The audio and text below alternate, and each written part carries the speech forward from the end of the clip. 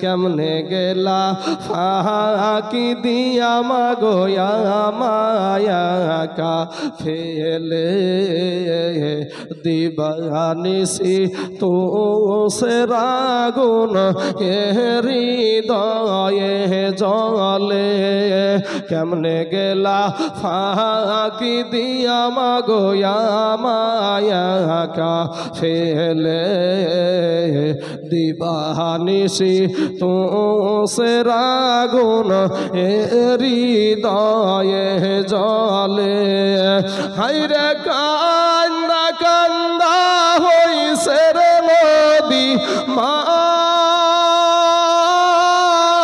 কান্দা কান্দা হইছে রে নদী আমার নয়ন জলে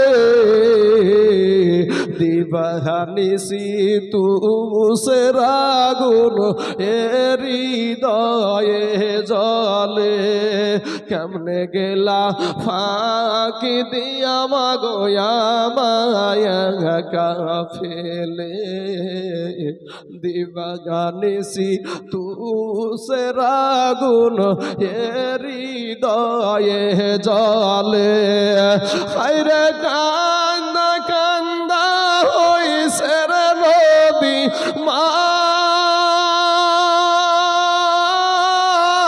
কান্দা কান্দা হইছে রে নদী আমার নয়ন জলে জোরে বলেন না একবার সুবহানাল্লাহ মাশাআল্লাহ আরো জোরে বলেন না সুবহানাল্লাহ দিবানিসি তু সে রাগুন হৃদয়ে জলে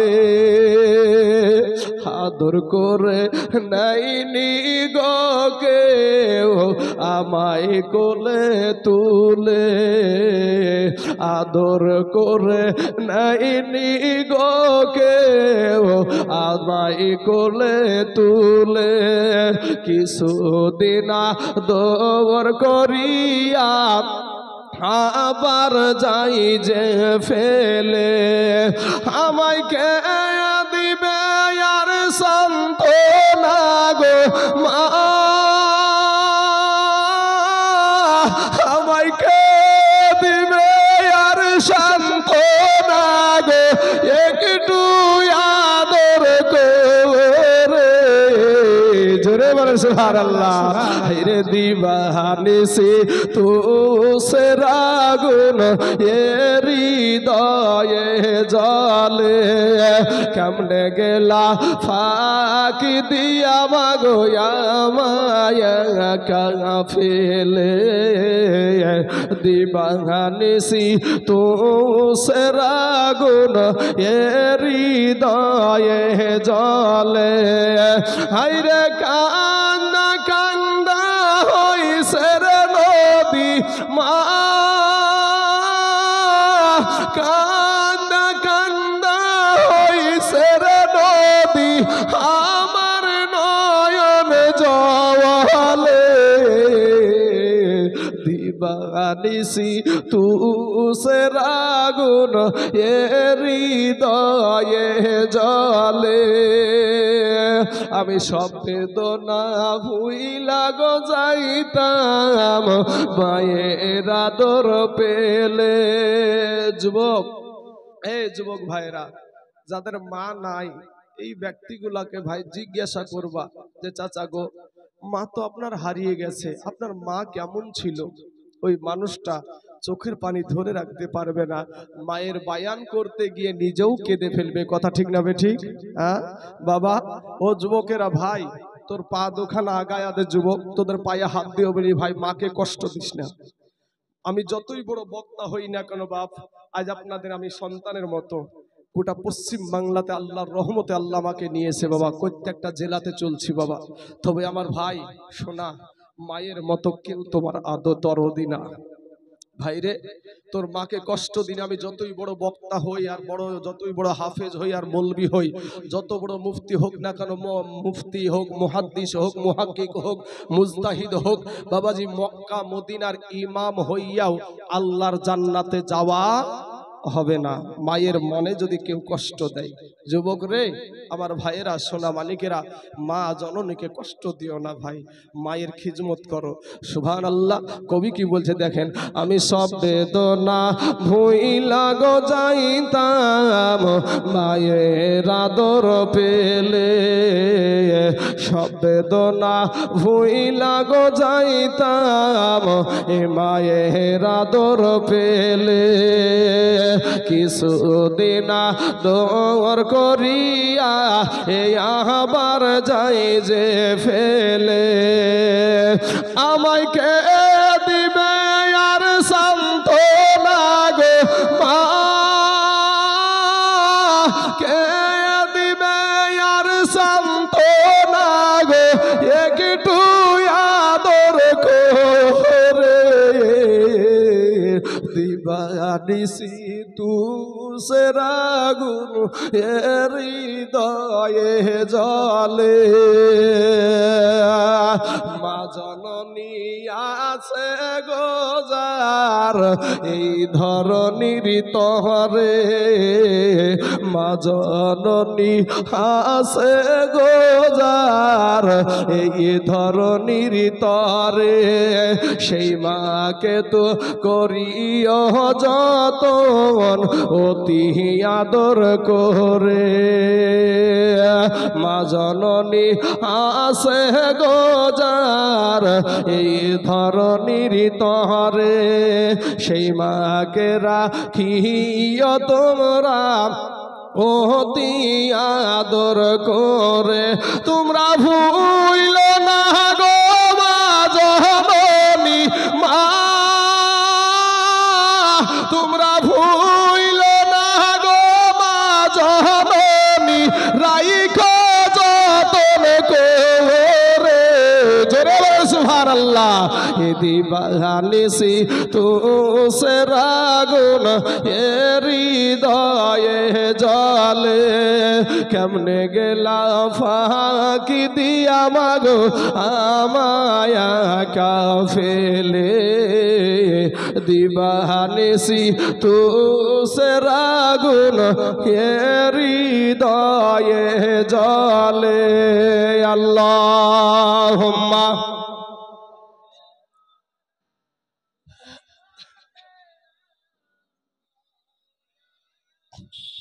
মুহাম্মাদ ওয়ালা আলি সাইয়্যিদিনা সাল্লাল্লাহু আলা মুহাম্মাদিন সাল্লাল্লাহু আলাইহি ওয়াসাল্লাম। বাবাজি, আমার ভাই জানেরা, আপনারা মায়ের খিদমত করবেন একটা বিষয়, আর একটা শিক্ষণীয় বিষয় আমি একটু আলোচনা করতে চাই। ভাই, আমি সুরের বক্তা ঠিকই, কিন্তু কিছু কিছু শিক্ষাও দরকার আছে, দলিল ভিত্তিক আলোচনাও দরকার আছে। আপনারা ঈদুল ফিতরের নামাজ পড়েছেন তো ভাই নাকি? ঈদুল ফিতরের নামাজ পড়েছি তো বাবা, এখানে একটা আমাদের আকীদাগত বিষয় নিয়ে কয়েকটা মিনিট আমি আলোচনা করব, এবং কোরআন ও হাদিসের দলিল পেশ করে, ভাই আমার সোনামানিকেরা, যুবকেরা, আপনারা কে কোন দিকে কি করছেন আমি কিন্তু দেখতে পাচ্ছি, কারণ আমাদের চোখটা সব দিকে ঘোরাঘুরি করছে, তাই না? তো ভাই আমি বলবো তোমরা একটু আদর্শবান হয়ে বসে থাকো ভাই, যৌবনের বাহাদুরি দেখায়ও না, তুমি রক্তের বাহাদুরি দেখায়ও না ভাই। কবি বলছেন, ও তোর গহনা যৌবন ফুরায়া যাবে, যৌবনে লাগবে ভাটি, ওই যে দেখো ডাকিতেছে তোমার কবরের মাটি। পুরাটা বলবো যদি ওদিকে, তবে এতটুকু মনে রাখেন, আপনার আস্তে আস্তে যৌবন ফুরাচ্ছে ভাই, যৌবনের বাহাদুরি দেখায় না শোনা। আমি যে বিষয়টা বলতে চাইছি, আপনারা যে ঈদটা পড়লেন, মুসলমানেরা বছরে ঈদ কয়বার পালন করে? মুসলমানেরা কয়বার? বাবাজি শুনেন, মুসলমানদের ঈদ আমার মতন একজন ছোট নগণ্য, আমি গবেষণা করতে গিয়ে পেয়েছি বাবা 56টা ঈদ। জোরে বলেন সুবহানাল্লাহ। আমার গবেষণায় বাবাজি, তবে আমার চাইতে যারা বড় মুহাদ্দিস মুহাক্কিক আছে, মুফতি সাহেব আছে, তাদের আরো বেশি হতে পারে। তো বাবাজি, এই ঈদ কে কেন্দ্র করে বলতে গিয়ে আমার নাবির শান একটু বের করবো এখান থেকে। আমি আমার নাবির শান, ওই নাবি মদিনার নাবি, আপনারও নবী আমারও নবী। আমরা সুন্নি মুসলমান, আর এই হাজীডাঙ্গাকে কিন্তু একটা নাম করা জায়গা বাবা। হ্যাঁ, হাজীগঞ্জ, হাজীগঞ্জ বাবাজি আমার সোনা মানিকেরা, একটা নাম করা জায়গা।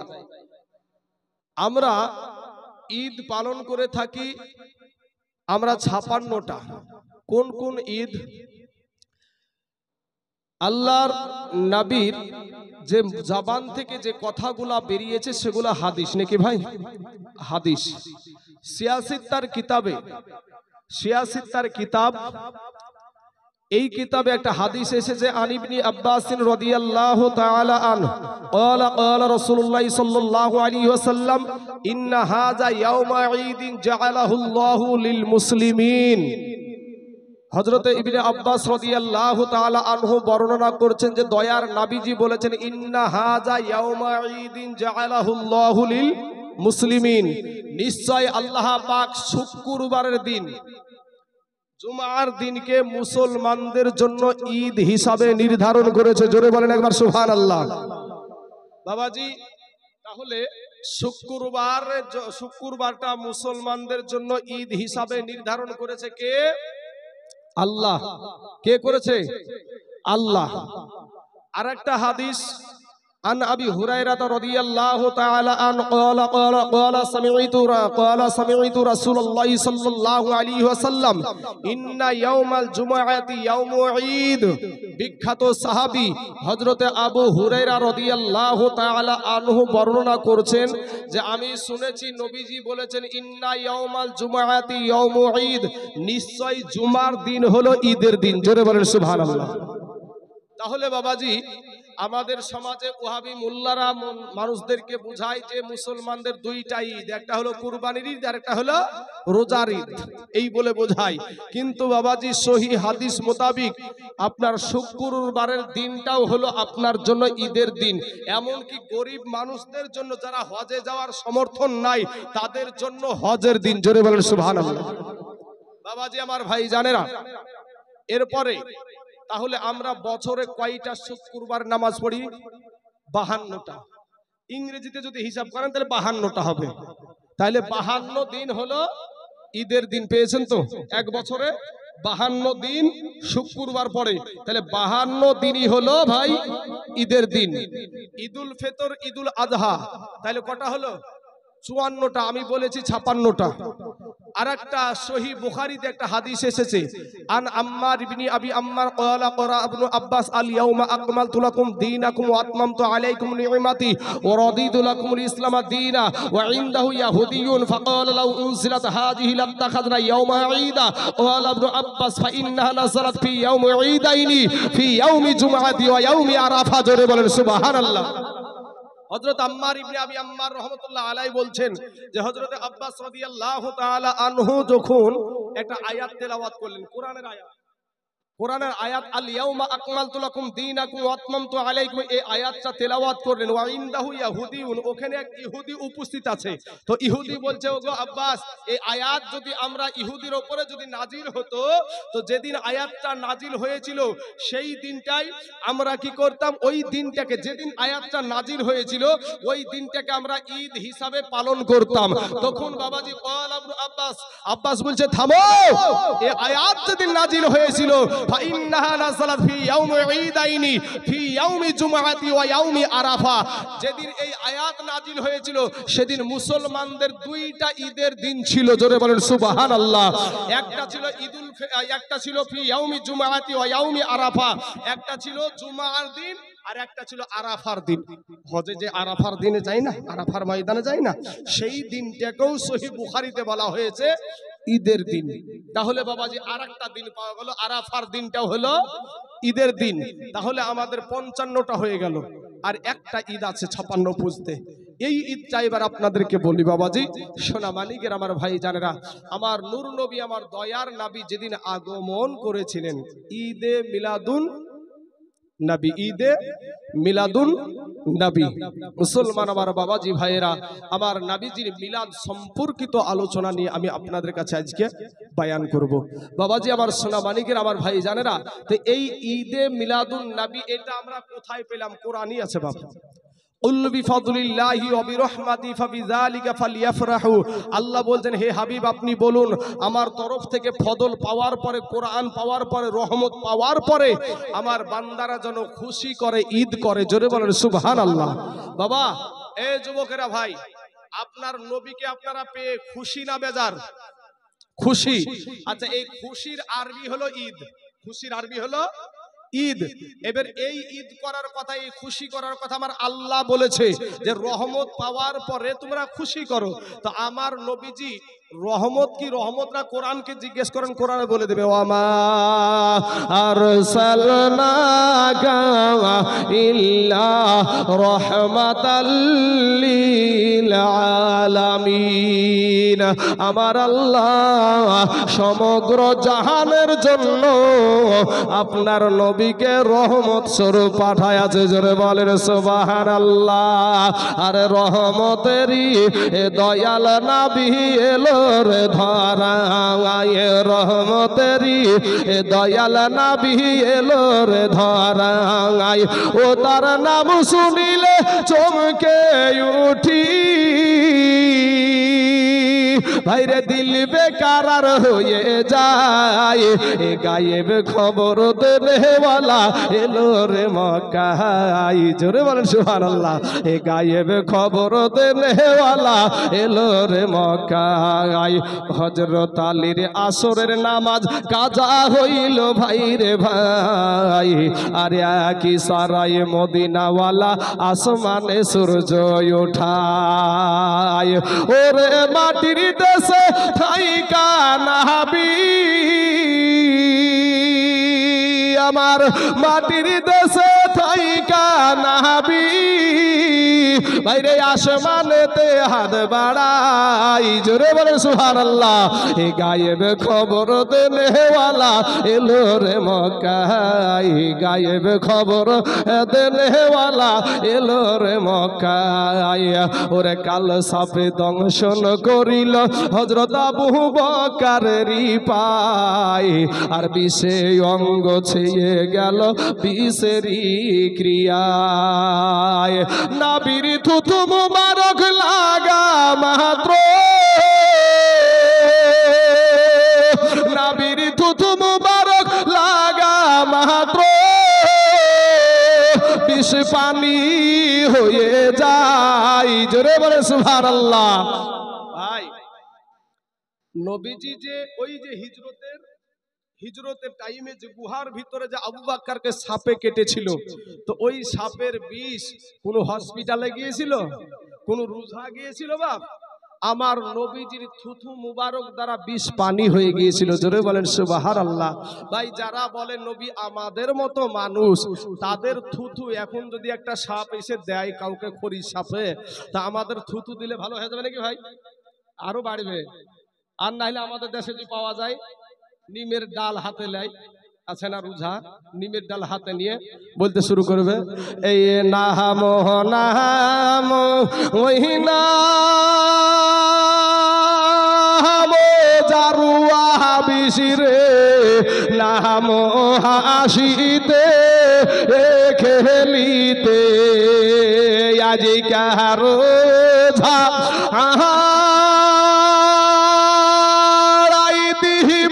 চালান তোকে বসিব ও নগরে।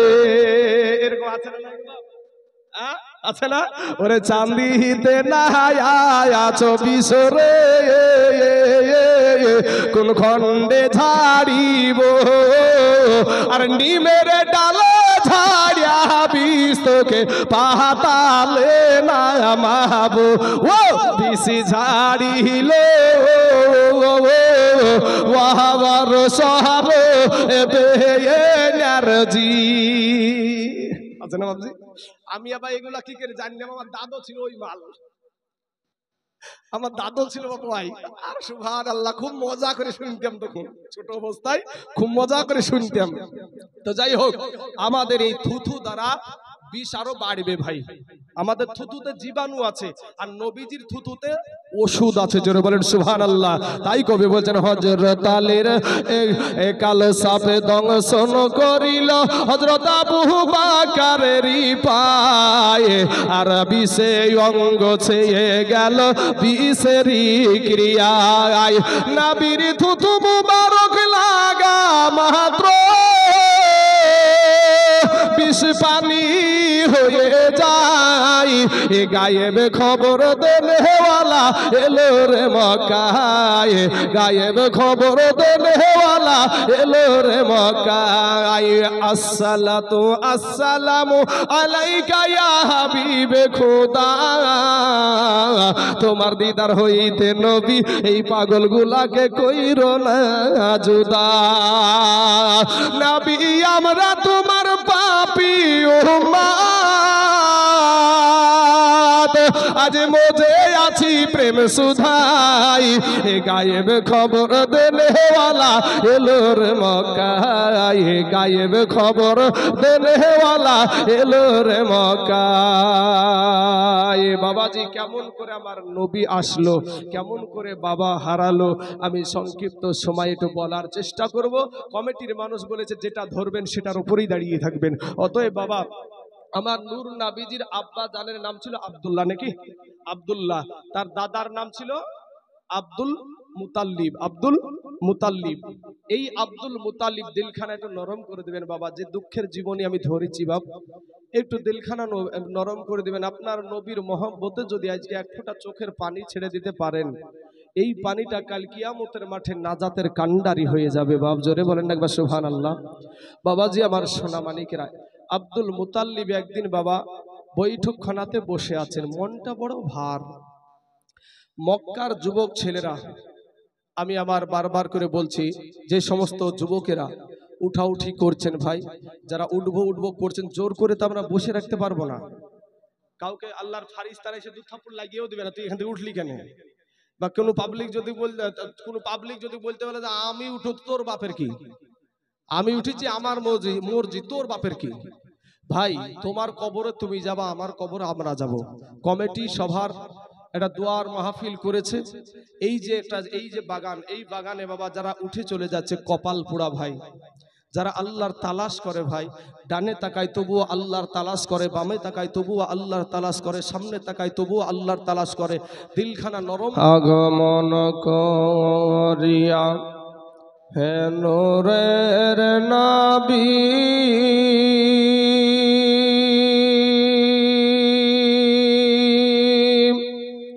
ভাইরে না দেখিলে বাবার মুখ, আগমন করিয়া হে মায়ার নবী,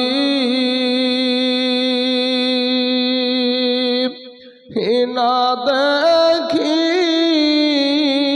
দেখিলেন বাবার মুখ।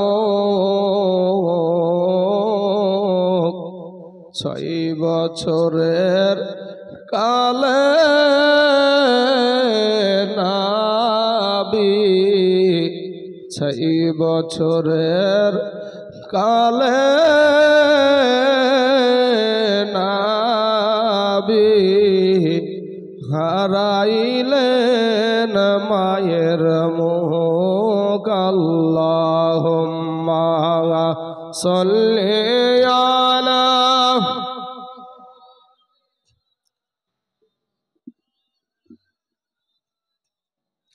ওয়ালা আলি সাইয়্যিদিনা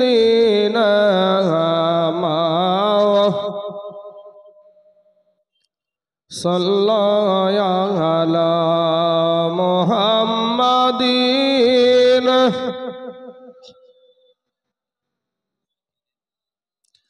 এ দুনিয়া পড়ে থাকবে ভাই গো এ দুনিয়া পড়ে থাকবে, ও ভাই আমরা একদিন থাকিব না।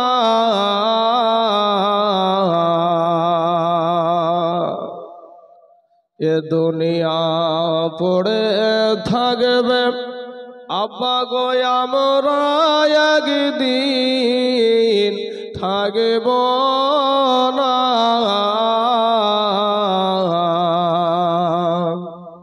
সবাই আমাদের ভুলে যাবে, সবাই আমাদের ভুলে যাবে, নবী গো আপনি ভুইলেন না। আল্লাহুম্মা সাল্লি আলা সাইয়্যিদিনা মাওলানা মুহাম্মদ ওয়া আলা আলি সাইয়্যিদিনা মাওলানা মুহাম্মদ সাল্লাল্লাহু আলা মুহাম্মাদির हर दम ज़बान से निकालो पाक, हर दम ज़बान से निकालो शाफी आना मुहम्मद सल्लल्लाहु अलैहि वसल्लम। अल्हम्दुलिल्लाह, समस्त तारीफ ও প্রশংসা সেই মহান আল্লাহ তাআলার জন্য, যিনি এক দ্বিতীয় ওয়াহদাহু লা শারিক, যে আল্লাহ পাক রব্বুল আলামিন রুজি দাতা, রক্ষাকর্তা, পালনকর্তা, যে আল্লাহ পাক ভালোবেসে বাবা মাহে রমজানুল মুবারকের পরপরই এই পবিত্র জান্নাতের বাগানে বসার মতন আমাদেরকে তৌফিক দান করিয়েছেন, শোনার মতন বলার মতন তৌফিক দান করিয়েছেন। যে আল্লাহ পাক রব্বুল আলামিন বিনা খুঁটির দ্বারাই এত বড় একটা আসমানকে ঝুলিয়ে রেখে দিয়েছেন, যে আল্লাহ পাক রব্বুল আলামিন আপনাদের মতো আমাদের মতন অযোগ্য ব্যক্তিদেরকে, আমাদের কোনো যোগ্যতা নাই, শেষ নবী আখিরি জামানার নবীর উম্মত হওয়ার মতন কোনো যোগ্যতা আপনার আমার নাই, তারপরেও আমার আল্লাহর কাছে না চাওয়াতে আমরা কেউ আল্লাহকে বলিনি যে আল্লাহ গো আমাদেরকে শেষ নবীর উম্মত করে দুনিয়াতে পাঠাও। এই কথা একজন বলেছি হুজুর? কেউ কিন্তু আমরা বলিনি। আল্লাহ দয়া করে মায়া করে সেই নূর নবী, জিন্দা নবী, হায়াতুন নবীর উম্মত করে আপনাকে আমাকে এই ধরার বুকে পাঠিয়েছেন। সেই আল্লাহর প্রতি লাখো কোটি শুকরিয়া আদায় করি। সকলেই একবার বলুন আলহামদুলিল্লাহ। প্রাণ খুলে বলেন আলহামদুলিল্লাহ। তারপরে পরে একাই নামদার তাজদারে মদিনা আহমদ মুস্তফা মুহাম্মদ মুস্তাফা নবী আমার শাহিন শাহিজাকার নবীগণদের সরদার মা আমিনার নূরে নাসার আব্দুল্লাহর লখতের জিগার হাউজ ও কাউসারের কমান্ডার নবী আমার জান্নাতের লিডার, সেই নবীকে ইলমে গায়েব মনে করে, নবীকে হাজির ও নাজির মনে করে, নবীর প্রতি লাখো কোটি দুরুদ ও শান্তির ধারা বর্ষিত হোক, অর্পিত হোক। সকলেই বলুন আল্লাহুম্মা আমিন। আল্লাহুম্মা আমিন। ব্রাদার ইসলাম মুআজ্জাজ শামিন ইকরাম, বাবার আমার ভাই জানেরা, গত বছরও আপনাদের এই মাহফিলে আপনারা আমাকে মেহমান হিসাবে দাওয়াত করে নিয়ে এসেছিলেন। এবছরও আপনাদের গ্রামে আল্লাহ পাক রুজি লিখেছে, সেই সূত্রে বাবা আপনাদের কাছে এসে পৌঁছে গেছি। তো গত বছর মনে হয় স্টেজটা ওই সাইডে ছিল, হ্যাঁ ওই পারে ছিল। তো যাই হোক, আমি প্রথমে একটা কথা বলি ভাই, আমি যুবকদেরকে নিয়ে বেশির অংশ আলোচনা করি, কারণ যুবকেরা বেশির অংশ মাস্তানি, যৌবনের বাহাদুরি এইগুলা করে থাকে। আমি যে কথা কটা বলবো বাবা, একটু বোঝার চেষ্টা করিয়েন। একটা এক্সাম্পল, প্রথম হালাতে আমি একটা এক্সাম্পল দিই বোঝানোর জন্য, কথাটা এক্সাম্পল দিচ্ছি ভাই। এক মঘা জীবনে কোনোদিন আয়না দেখেনি, জীবনে কোনোদিন আমরা আয়না দিয়ে মুখ দেখি না ভাই, ওই আয়না এই মঘা কিন্তু বাপ জীবনেও দেখেনি। তো লালবাগের বাজারে পাইকারি দরে আয়না বিক্রি হচ্ছে, 10 টাকা বেলা আয়না। সারা দিনমান মুনিশ খাটার পরে মঘা ওই 10 টাকা দিয়ে বাপ একটা আয়না কিনেছে। আয়নার দিকে তাকিয়ে দেখছে যে আয়নার ভিতরে একটা মানুষ। আয়নার ভিতরে কি একটা মানুষ। আয়নার দিকে আপনি আমি তাকালে আমাকে তো দেখাবে নাকি, আপনাকেই দেখাবে। তো মঘা চিন্তা করছে তো আশ্চর্য জিনিস, মানে ও একবারে সেই বলে না যে আসমানে উঠে পড়েছে কিছু পাইয়া, এইরকম উঠি গেছে। ওঠার পরে সুন্দর করে ওটাকে বগলের তলে লুকিয়ে নিয়ে আয়নাটাকে নিয়ে বাড়িতে গিয়ে কাউকে দেখায়নি, বাবা লুকাইয়া রেখেছে। তো লুকিয়ে রাখার পরে প্রত্যেক দিন দুপুর বেলাতে গোসল টোসল করে তেল টেল মেখে খাওয়া দাওয়া করে ওই জায়গা থেকে লুকিয়ে বের করে একবার করে দেখে, আবার লুকিয়ে রাখে। বাড়িতে তো শুধু ও মঘা একলা নাই, মঘার বিবিও তো আছে নাকি। মঘার বিবি বলছে ব্যাপার কি, আমাকে লুকিয়ে কি করে ওখানে প্রত্যেক দিন রোজ রোজ লুকিয়ে কি করে, আজ মঘা বাড়ি থেকে বের হোক, খেলা ওকে মজা দেখাচ্ছি আমি। এবার বাবাজি এই বিএসএফ যখন এই কথা বলছে মনে মনে, তুই বারহা বাড়ি থেকে, আজ আমাকে লুকানো। ই যেমন এক, ওর স্বামী যেমন এক মঘা, ইও হলো এক মঘি ভাই। ও যেমন এক তার কাটা বুদ্ধি ছিড়া, ওর বিবিটাও তার কাটা বুদ্ধি ছিড়া।